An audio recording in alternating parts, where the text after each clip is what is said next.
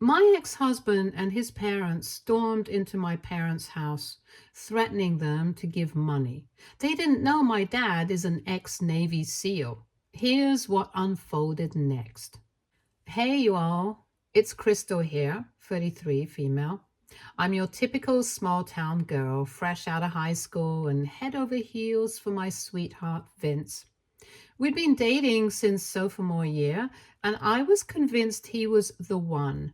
Yeah, I know, total cliche, right? But hey, cut me some slack. I was young, dumb, and full of dreams. I remember the day Vince asked me out like it was yesterday. We were at our high school's annual fall carnival, and he won me this giant stuffed bear at the ring toss booth. As he handed it to me, he got all shy and mumbled. So, Krystle, I was thinking maybe we could go see a movie sometime. Just the two of us. I nearly squealed with excitement. I'd love to, Vince. How about Friday? And just like that, we were official. For the next 3 years, we were inseparable. Vince was my first everything, first kiss, first love, first, well, you get the idea. By the time senior year rolled around, I was convinced we'd be together forever. Anyway, Vince pops the question right after graduation, and of course, I say yes faster than you can say shotgun wedding.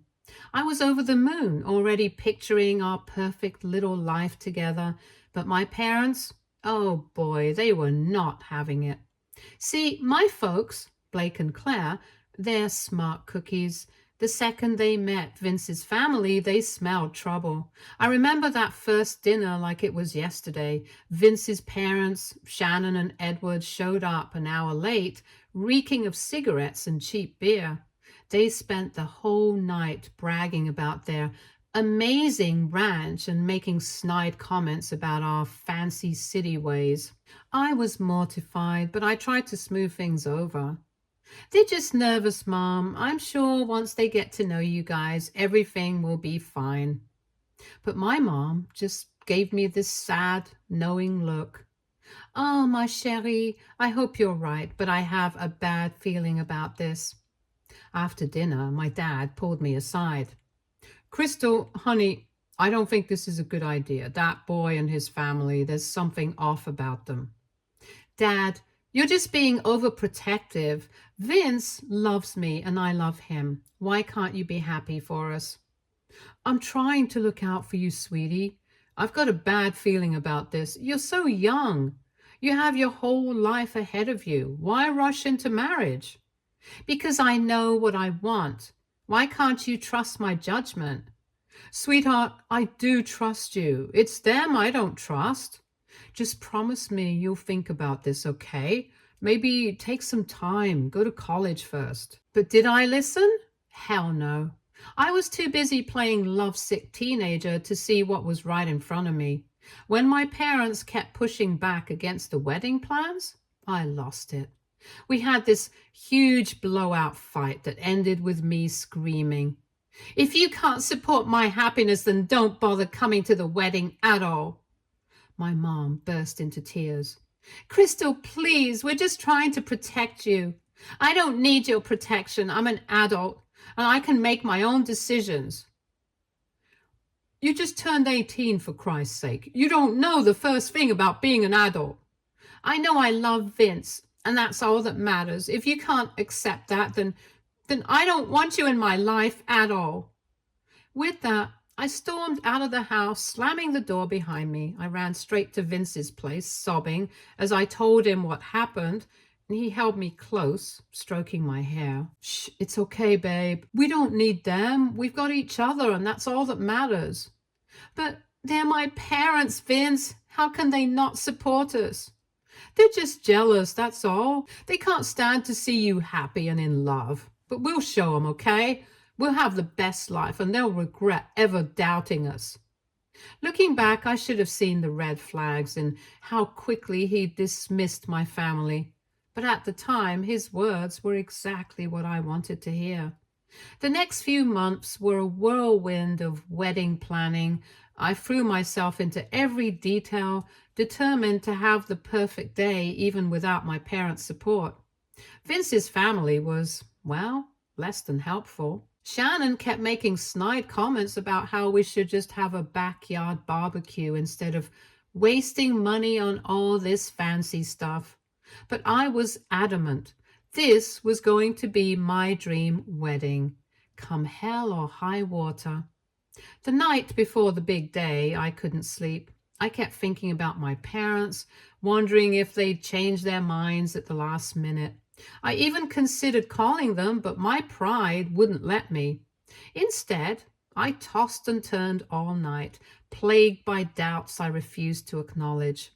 When the wedding day finally arrived, I kept sneaking glances at the church doors, hoping to see them walk in at the last minute, but nope, no dice.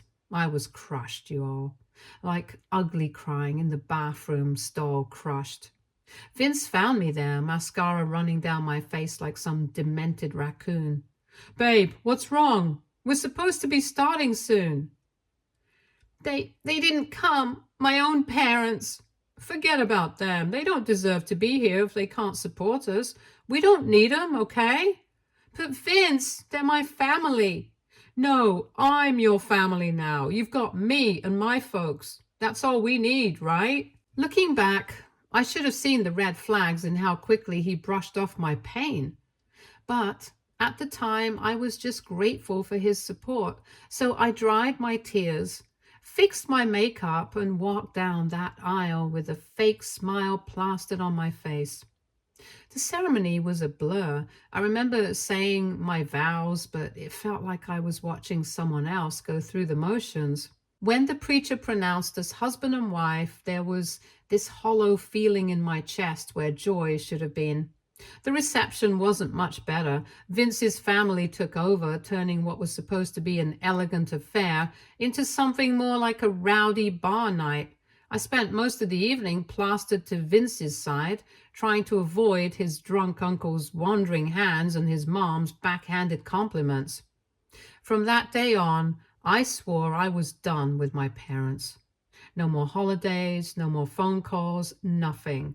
I threw myself into being the perfect wife, determined to prove everyone wrong about my marriage. Fast forward a couple of years and Vince and I start trying for a baby. He had this whole plan mapped out. We were going to have a whole baseball team's worth of kids and raise them on his family's ranch.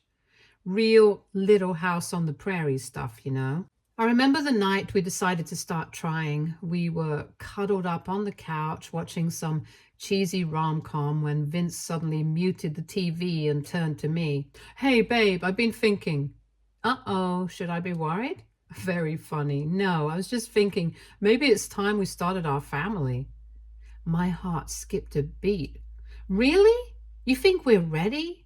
Hell yeah. I mean, we've got the ranch. We're doing okay financially. Why not? I want a whole bunch of little rugrats running around, don't you? I hesitated for a second. I mean, yeah, of course I want kids, but a whole bunch? Are you sure we can handle that? Babe, we can handle anything as long as we're together. Come on, what do you say? Let's make a baby. And just like that, we were off to the races. I stopped taking my birth control and started tracking my ovulation, the whole 9 yards. Every month I'd hold my breath as I took that pregnancy test, hoping to see those 2 little lines. But month after month went by with no luck. After a year of negative tests, we finally went to see a specialist. That's when we got the bomb dropped on us. I had some pretty serious fertility issues. The doc said our chances of conceiving naturally was slim to none. I'll never forget sitting in that sterile office holding Vince's hand as the doctor explained. I'm sorry, Mrs. Benson, but your test results show significant scarring in your fallopian tubes. This, combined with your low egg count, makes natural conception highly unlikely. I felt like I'd been punched in the gut. But there has to be something we can do, right? IVF, maybe? We could certainly explore those options. However, given the extent of the damage, even IVF would have a very low success rate. I'm so sorry. I turned to Vince, tears streaming down my face. Vince, I'm so sorry. I know how much you wanted kids. But Vince just sat there, stony-faced and silent. He barely said 2 words to me on the drive home, and things only got worse from there. At first, it was just little comments here and there. Maybe if you lost some weight, it would help your chances. Or, I bet if you'd quit that job and focus on being a real housewife, we'd have a baby by now. Each barb stung worse than the last. But I tried to brush them off. I told myself he was just processing his grief in his own way, that things would get better. But as time went on, he stopped even trying to hide his resentment. And his parents? Don't even get me started on those two. They'd always been cold to me, but now they were downright cruel. Every family dinner became an exercise in emotional endurance. I remember this one Sunday lunch where Vince's mom, Shannon, decided to really twist the knife.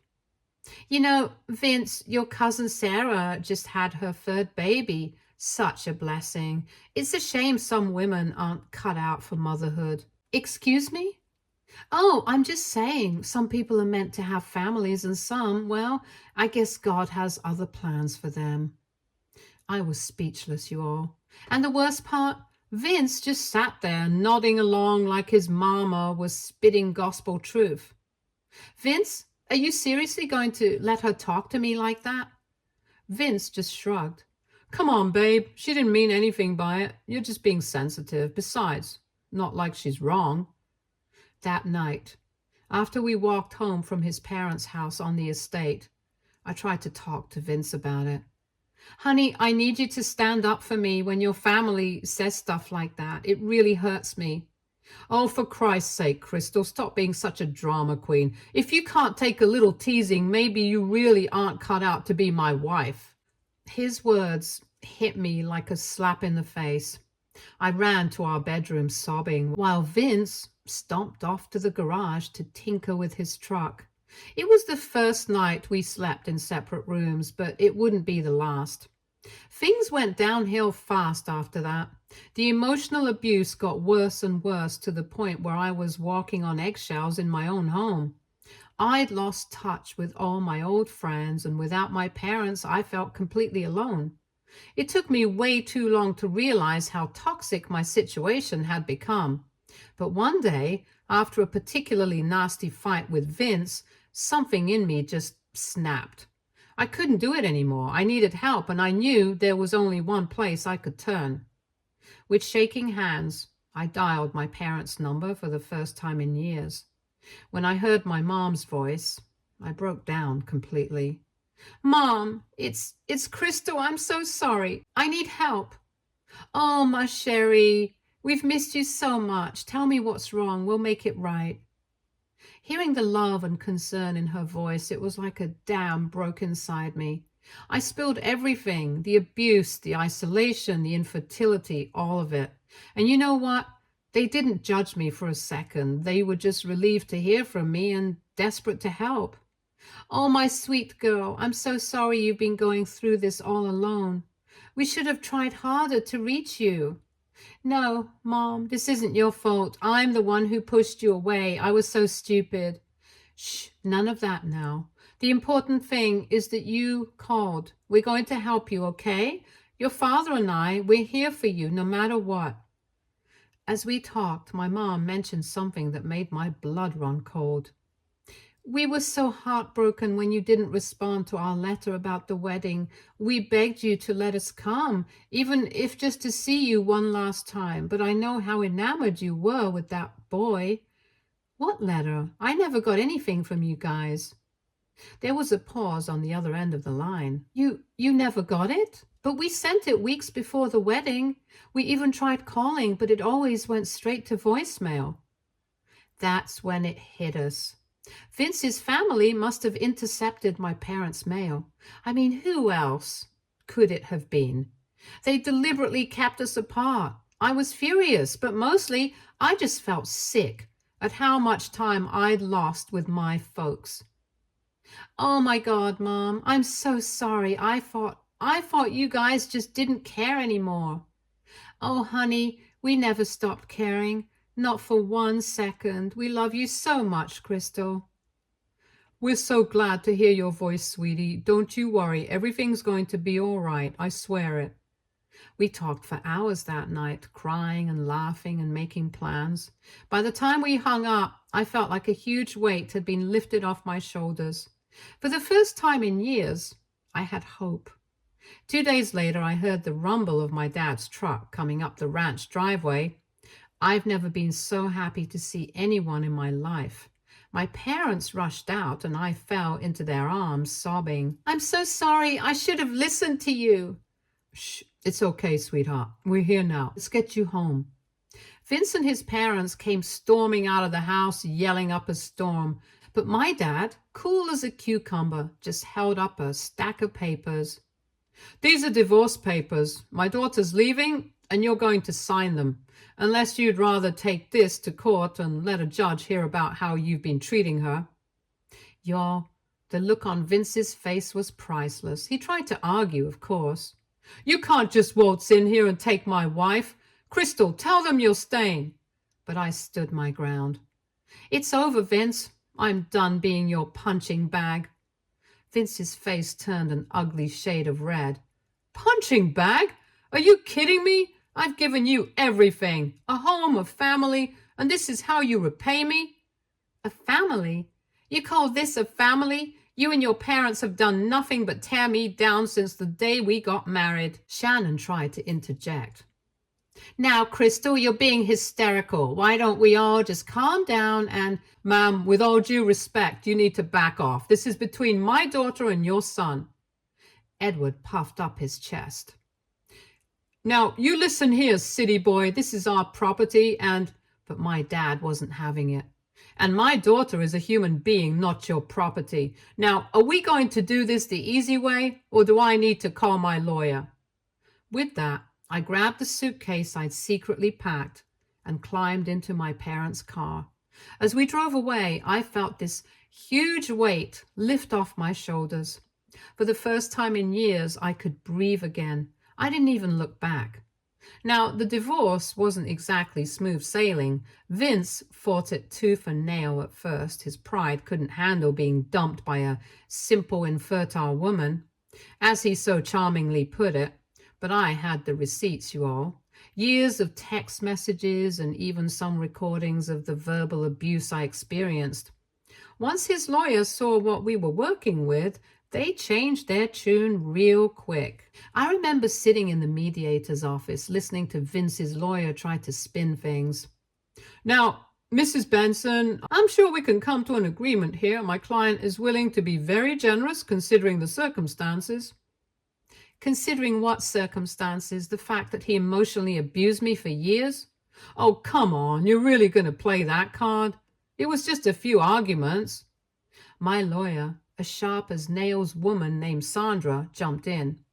"Mr. Benson, I'd advise you to stay quiet unless you want me to start playing the recordings we have of your arguments." That shut him up real quick.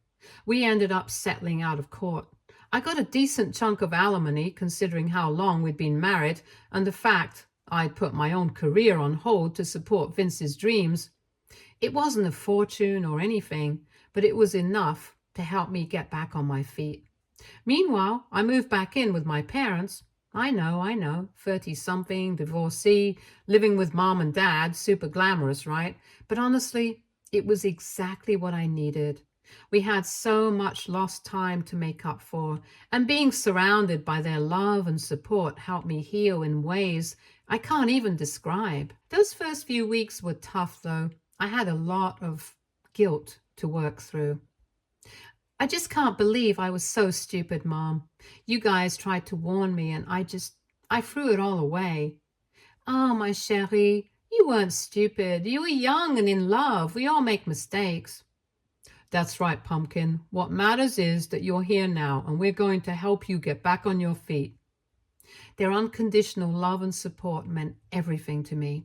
Slowly but surely, I started to remember who I was before Vince, the smart, ambitious girl who had dreams beyond just being someone's wife. With my parents' encouragement, I decided to go back to school. I enrolled in some business classes at the local community college, determined to make something of myself. It wasn't easy, juggling, studying with therapy sessions, and trying to rebuild my life, but I loved every minute of it. One night, about 6 months after I'd left Vince, I was up late working on a paper when my dad knocked on my door. "Hey, kiddo, can I come in?" "Sure, Dad, what's up?" He sat down on the edge of my bed, looking a bit uncomfortable. I just wanted to say how proud I am of you, Krystle. You've come so far in such a short time. I know it hasn't been easy, but you're handling it all like a champ." I felt tears prick my eyes. "Thanks, Dad. That means a lot. I wish I'd listened to you guys back then. Maybe I could have avoided all this." "Hey now, none of that. You can't change the past, sweetheart. All you can do is learn from it and move forward. And that's exactly what you're doing." He pulled me into a big bear hug, and for a moment I felt like a little girl again, safe and loved and protected. As the months went by, I threw myself into my studies and my personal growth. I started volunteering at a local women's shelter, hoping to help other women who might be in situations like I was. It was tough work, but it felt good to be making a difference. Meanwhile, Vince and his family weren't doing so hot. Turns out running a ranch isn't as easy as they thought, especially with the economy tanking and Karma working overtime, of course. Those alimony checks started coming in later and later each month. Not that I was complaining, watching them struggle was everything I needed. I heard through the grapevine that Vince had started drinking pretty heavily. Guess the hillbilly apple didn't fall far from the hillbilly tree. Life was good, you all. I had my family back. I was killing it in my new career, and I was finally starting to feel whole again. But of course, the universe couldn't let me be happy for too long without throwing another curveball my way. It was a Sunday morning, and we were all sitting out on the terrace enjoying our weekly family brunch. Mom had made her famous quiche. Dad was telling some crazy story from his Navy SEAL days, and I was just soaking it all in. That's when we heard it. The crunch of tires on our driveway. We all turned to look, and I swear my heart stopped for a second. There, pulling up in front of our house, was a car I'd recognize anywhere. Vince's parents' beat-up old station wagon. Dad's voice got real quiet. "Krystle, honey, you expecting company?" "No way. I haven't talked to them in months." "Should we call the police?" I shook my head. "Let's see what they want first. Maybe they're just here to drop off some of my old stuff or something." Boy, was I wrong. The second Shannon and Edward stepped out of that car, I knew we were in for trouble. They looked mad as hell, stomping up our driveway like they owned the place. Dad stood up, putting himself between us and them. "Can I help you folks?" "Where is she? Where's that ungrateful little—" "We know she's here. Krystle, get your behind out here." I stepped forward, trying to keep my voice calm. "I'm right here. What do you want?" That's when all hell broke loose. They started screaming about money, saying I owe them for being such a bad wife to their precious son. Can you believe the nerve? I was shocked and speechless, but my mom, bless her heart, being the psychiatrist she is, tried to defuse the situation. "Please, let's all calm down. Why don't you come inside and we can discuss this like adults?" For a second, I thought they might actually listen, but then Edward made a move like he was going to push past Dad and get to my mom. And that's when things got real interesting. See, what Shannon and Edward didn't know was that my dad wasn't just some mild-mannered retiree. Nope. Blake Johnson was a bona fide ex-Navy SEAL. And even pushing 60, he still had moves that would make Jackie Chan jealous. In the blink of an eye, Dad had Edward on the ground, arm twisted behind his back. Shannon let out this shocked little squeak. "What? How did you—" I couldn't help but smirk. "Oh, did I forget to mention? My dad's kind of a badass." The look on their faces was priceless, you all. It was like their tiny little brains couldn't compute what was happening. That's when it hit me. They had no idea who my parents really were. Wait a second. What exactly did Vince tell you about my family? Shannon, still staring wide-eyed at my dad, mumbled, He just said your dad worked on a boat or something. We thought you all were simple city folk, like accounting or whatever." I burst out laughing. I couldn't help it. All these years, and Vince had never even bothered to learn the first thing about my family. It was just too ridiculous. Normally, I'd be upset that my husband of almost 10 years hadn't even paid enough attention to me when I was speaking about my family. But the timing was priceless because I wasn't the one supplanted into the ground. Oh, honey, you are so far off base, it's not even funny. My dad was a Navy SEAL for 20 years, and Mom, she's one of the top psychiatrists in the state. Simple folk, my ass. Edward, still pinned to the ground, started sputtering. "But Vince said he told us you came from money, and that's why we're here." Now it was my turn to be confused. "What are you talking about? We're comfortable, sure, but we're not exactly rolling in dough. Vince kept complaining about how unfair it was, you having all this family money while we were struggling on the farm. We thought..." She trailed off, looking embarrassed. My mom, ever the voice of reason, stepped in. "I think there's been a big misunderstanding here. Why don't we all go inside and talk this through calmly?" Dad let Edward up, but kept a watchful eye on him as we all headed into the living room. Once we were settled, Shannon and Edward spilled the whole sordid story. Turns out Vince had been feeding them a bunch of lies about my family's supposed wealth. He'd convinced them that we were secretly loaded and that I was holding out on them, and that him paying all that alimony was useless. When the ranch started struggling and those alimony checks got tighter, they decided to take matters into their own hands. We didn't know what else to do. The bank's threatening to foreclose on the ranch, and Vince can't keep up with the payments." I felt a twinge of sympathy, I really did, but then I remembered all the hell they'd put me through, and that sympathy dried up real quick. "So you thought you'd just show up and demand money from us, based on nothing but Vince's lies?" Shannon at least had the decency to look ashamed. We weren't thinking straight. We're desperate. And when Vince told us about all your family's money..."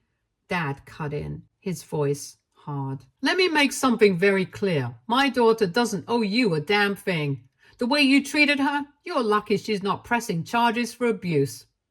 "Now, hold on a minute." But Dad wasn't finished. "In fact, the only reason I'm not calling the cops right now is out of respect for the fact that you're Krystle's former in-laws. But let me tell you something. I've got friends in high places. One word from me, and your lives could get very difficult very fast. You understand?" The color drained from their faces. I don't think they'd ever been so thoroughly put in their place before. Shannon started to tear up. "We're so sorry. We didn't know. Please don't press charges. We'll leave you alone. I swear." Part of me wanted to tell them to get bent. After everything they'd put me through, they deserved whatever was coming to them. But I looked at my mom, saw the compassion in her eyes, and knew what I had to do.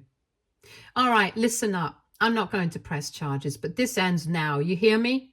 No more showing up uninvited, no more harassing phone calls, nothing. You leave me and my family alone, or next time we won't be so forgiving." They nodded frantically, practically falling over themselves to agree. As Dad showed them out, I couldn't help but feel a little smug. It was nice to finally have the upper hand for once. Of course, the drama didn't end there. A few days later, my phone started blowing up with messages from Vince. Apparently, Mommy and Daddy had filled him in on their little adventure, and now he was in full panic mode. "Krystle, baby, please, you gotta drop the charges against my folks. They didn't mean any harm." "First of all, don't baby me. Second, what charges? I didn't press any charges." But they said your dad threatened to have them arrested. Said he knew people who could make our lives hell." I couldn't help but chuckle. Leave it to Shannon and Edward to blow things way out of proportion. Relax, drama queen. Nobody's getting arrested, but your parents better stay far away from me and my family from now on. Got it? Come on, Krystle, have a heart. We're really struggling here. Not my problem anymore, Vince. You made your bed, now lie in it. With that, I hung up and blocked his number. It felt good to finally close that chapter of my life for good.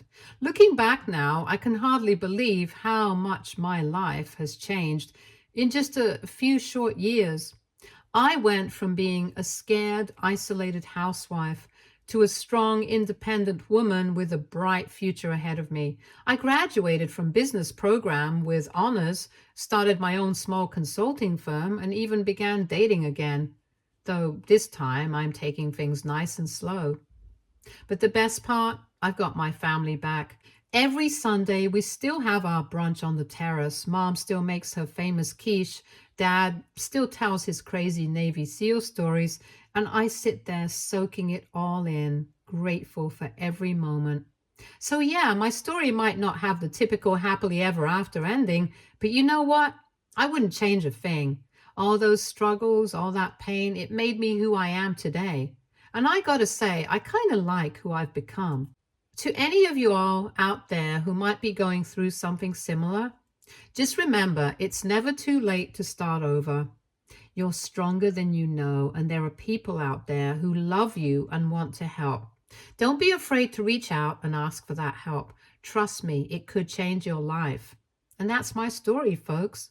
Thanks for listening to this wild ride. Now, if you'll excuse me, I've got a quiche to eat and some family time to enjoy. Peace out, you all.